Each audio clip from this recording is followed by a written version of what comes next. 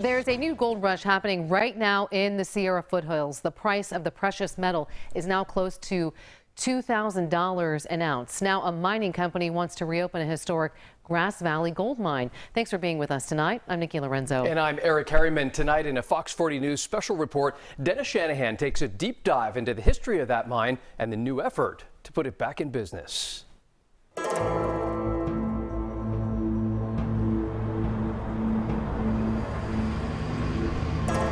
Almost everywhere you look in the city of Grass Valley, modern life mingles with reminders of the gold rush. Rusty relics of once thriving gold mines give silent testimony to the rich history this city was built upon. 49ers came in and began with hand tools working the streams. Gage McKinney is a historian and award-winning author. Everything was in such a rush forward. His family roots in Nevada County go back 5 generations. 3 generations of those relatives worked at the Idaho Maryland mine in Grass Valley, originally called the Eureka Mine. Discovered about 1853. McKinney explains miners found gold within an outcropping of quartz at the original mine site. From there, they started digging, following that vein of quartz like a treasure map into the earth.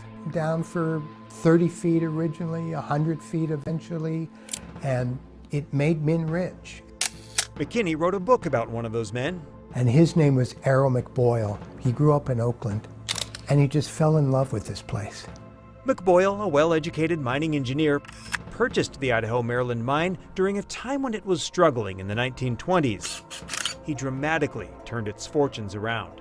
Because at Christmas 1927, his miners underground made contact with the Dorsey vein in the Idaho Maryland mine, which is the richest vein.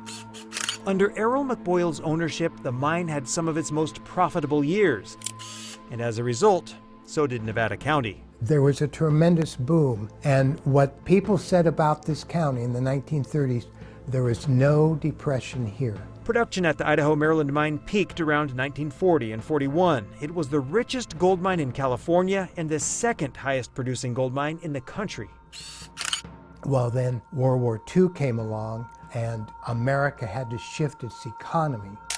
And in that shift, McKinney says the federal government decided gold was non-essential.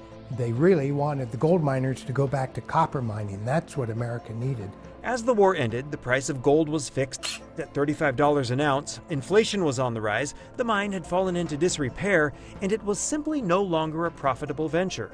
And so in 1956, the gold mines here closed in Grass Valley.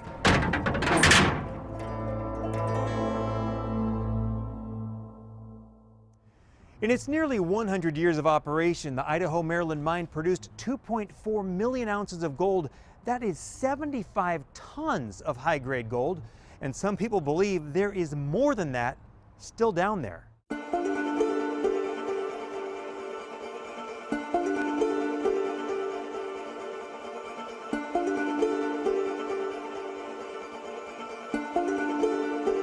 This mine is a big deal.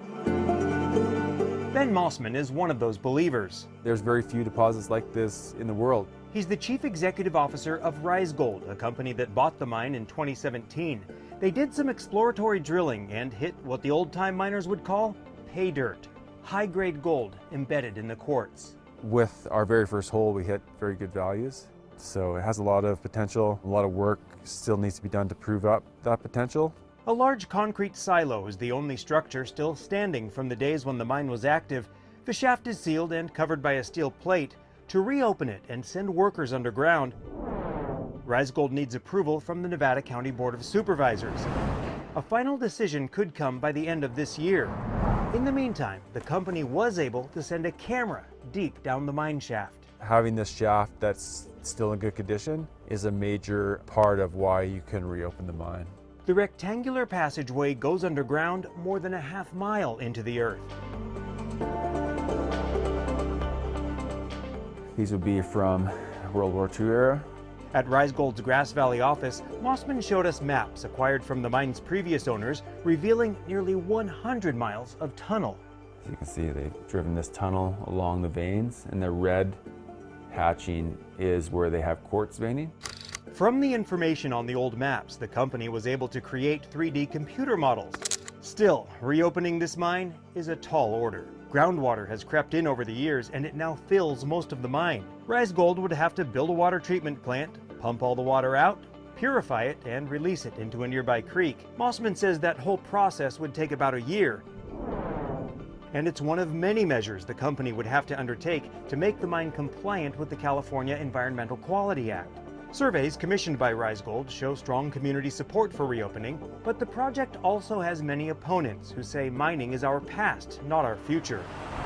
They've organized an effort called Mine Watch. You see their signs around Grass Valley reading, "Protect our air, water, quality of life, no mine." A recently released draft environmental impact report on the project is more than 1,000 pages thick. Rise Gold found the report favorable. Mossman says today's technology provides for cleaner, quieter gold mining. Regulations that are required by the state and the county are very stringent. A public comment period is open through April 4th. And now in this phase, with the public participation, they can look through that report. If they think there's something that was missed or should be studied more, they can bring that up to the county government, and the county government will have to consider all of that information before they issue the final report. So it's a very robust process, it's a scientific process, and it's based on very stringent requirements of the state of California. Back at the Searles Historic Library in Nevada City, McKinney does not wish to offer his opinion about the future of the mine. He's focused on the kind of treasures that cannot be bought or sold. History is the story that helps people to be rooted where they are and to feel that they belong. And what I want is for us all to continue to feel that this is our home and this is the place where we belong. The historian offering nuggets of wisdom in a community remembering its past and pondering its future, the potential of a 21st century gold rush. In Grass Valley, Dennis Shanahan, Fox 40 News.